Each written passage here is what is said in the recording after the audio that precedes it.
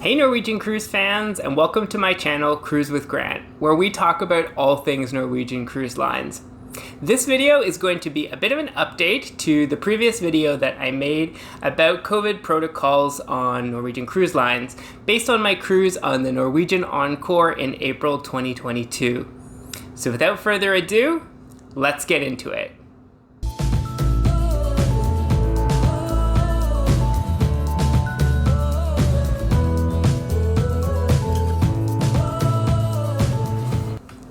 Before I get into my experience on the Norwegian Encore, I want to start off by saying things are changing. So please make sure that you're checking the Norwegian website frequently for all of their pre-boarding and onboard COVID protocols.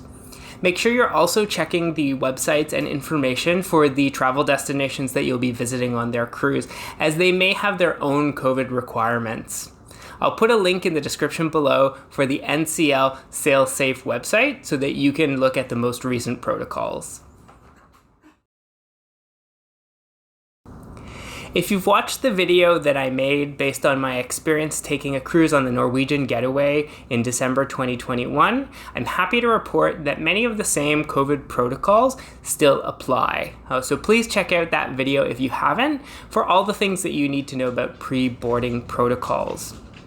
One of the things that was a little bit different this time than when I took my cruise in December was that rather than the cruise line providing the antigen test for me at the port, I had to get my own test. One of the things that was important to know is that while the cruise line required that the antigen test was taken within 48 hours, the cruise was leaving from Miami, and so the US requirements were actually a little bit stricter and required me to take an antigen test and have proof of that negative test 24 hours before the sailing.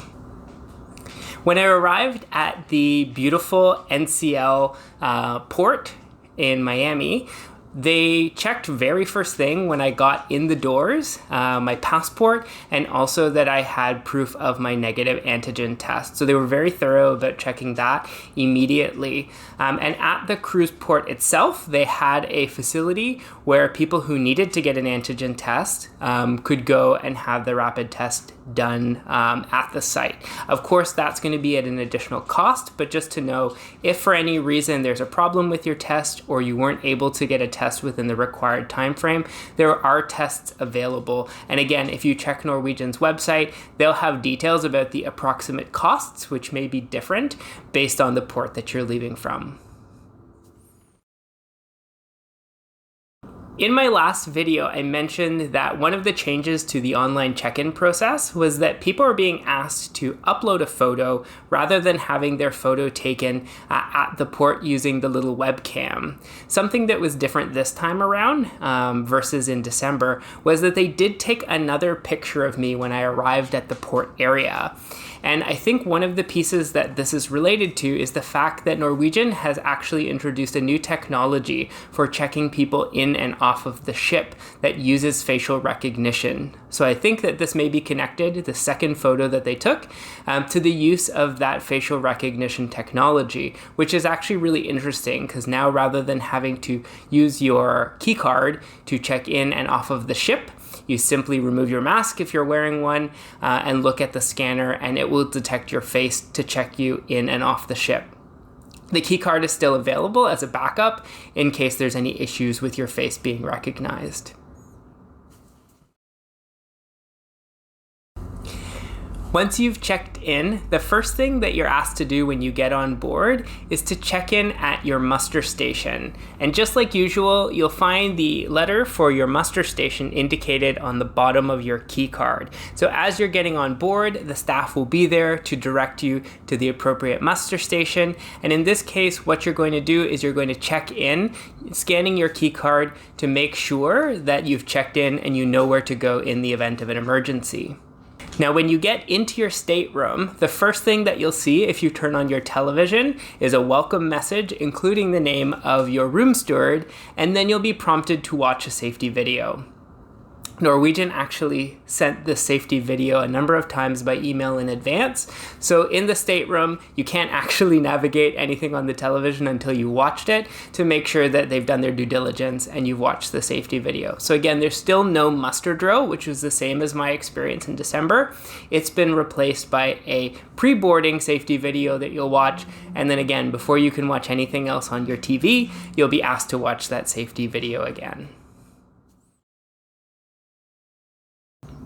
Now, the cruise that I took on the Norwegian Encore was departing and returning round trip to Miami. So it was following the voluntary guidelines that Norwegian has opted into that were set out by the Center for Disease Control.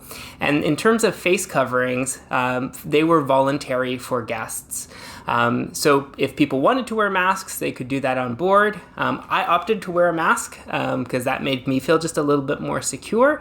Not very many travelers were wearing masks, but I have to say it was nice. Everybody was very respectful on board of having some people wearing masks and some people not wearing masks. The crew were required to wear masks, so with the exception of some entertainers while they were performing or some of the crew members while they were facilitating game shows, for example, where they removed their masks. For the most part, all of the crew in bars and restaurants, including in outdoor spaces, were still wearing masks while they were on duty. The cruise line also indicated in the Freestyle newsletter that guests who wanted to receive complimentary N95 masks could do that just by visiting guest services. Now, I have some friends who are also excited to get back to cruising who are taking cruises out of Europe, where the guidelines are a little bit different. As I mentioned in my last video, when I did my transatlantic cruise on the Norwegian Getaway, it left from Barcelona, and in that time we had to follow the European rules, which did require the wearing of face coverings while we were on board. That changed when we got into the US.